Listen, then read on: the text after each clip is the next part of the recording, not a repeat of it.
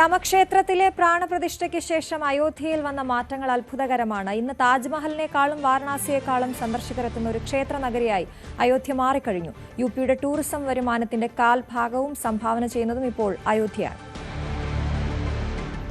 രാമക്ഷേത്രത്തിനും അനുബന്ധ വികസന പദ്ധതികൾക്കുമായി 2150 കോടി രൂപയാണ് ഇതുവരെ ചിലവിട്ടത്. പ്രതിഷ്ഠയ്ക്ക് ശേഷം ഈ 2 വർഷത്തിനുള്ളിൽ 60 കോടി ആളുകൾ ഇവിടെ എത്തിമടങ്ങിയെന്നാണ് കണക്ക്.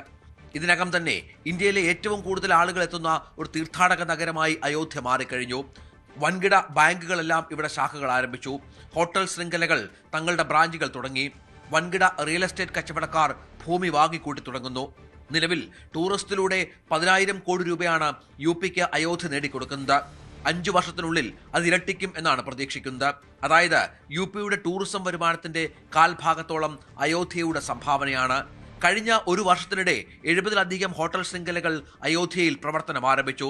പ്രാദേശികമായ കച്ചവടക്കാർക്കും വൻ ബിസിനസ്സാണ്. മാസ്റ്റർ പ്ലാനിലൂടെ അയോധ്യയുടെ വികസനത്തിന് വൻ തുക ചിലവിടാനാണ് യുപി സർക്കാരിന്റെ പദ്ധതി. 2031 85,000 കോടി രൂപ ഇത്തരത്തിൽ ചിലവഴിക്കും. റിയൽ എസ്റ്റേറ്റ് മേഖലയിലടക്കം വൻ നിക്ഷേപവും അയോധ്യയിൽ പ്രതീക്ഷിക്കുന്നു. അത്ഭുതകരമാണ് അയോധ്യയിലെ വികസനം.